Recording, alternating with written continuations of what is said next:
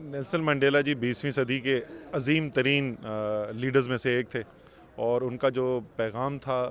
بھائی چارے کا، امن کا، ایک دوسرے کے ساتھ مل جل کر رہنے کا، ایک دوسرے کی غلطیوں کو معاف کرنے کا،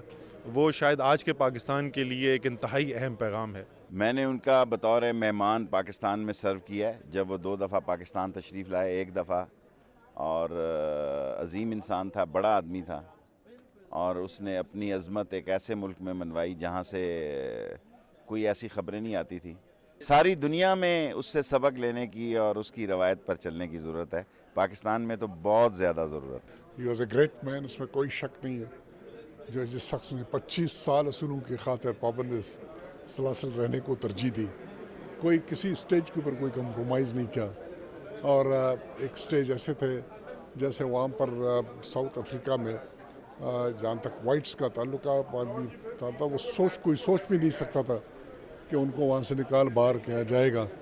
اور بلیکس اپنے رائٹس کو واپس لے سکیں گے۔ یہ ان کی ایفرٹ تھی، ان کی قربانیاں تھیں، ان کی استقامت تھی اور اصولوں کی سیاست تھی، جس نے ان کو وہ سب کچھ دلایا جس کی مثال آج دنیا میں ہر جگہ دی جا رہی ہے۔ نیلسن منڈیلا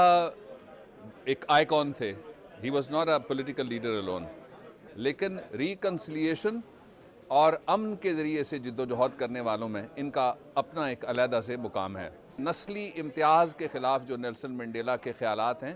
ان کو پاکستان جیسے ممالک میں نصاب میں شامل کرنا چاہیے۔ پاکستان کے جو ہماری سیاسی قیادت ہے اور جو دیگر جو بااختیار قیادت ہیں، ان کو سیکھنا چاہیے اس کی جد و جہد سے، کہ اس نے تفریق ختم کی، نفرتیں ختم کی اور مفاہمت کو جو ہے پیدا کیا۔ ہمیں بھی آج پاکستان میں نفرتیں ختم کرنی ہوگی، ایک دوسرے کو برداشت کرنا ہوگا، اور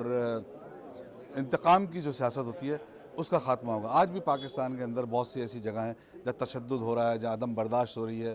جہاں لوگوں کو پتہ نہیں چلتا، مسنگ پرسنز کے جیسے واقعات ہیں۔ یہ ساری چیزیں جو ہیں ہمیں دیکھنا چاہیے کہ آج کے دور میں دنیا، اور یہی وجہ ہے کہ آج نیلسن منڈیلا جب ان کی موت ہوئی تو وہ نہ صدر تھے، نہ وزیر اعظم تھے، نہ کہیں بادشاہ تھے، لیکن پوری دنیا میں ان کے لیے سوگ منایا جا رہا ہے۔ دیکھیں، نیلسن منڈیلا ایک عالمی شخصیت تھے، انسانیت کی قیادت کی، اور انسانیت کو انہوں نے جو اقدار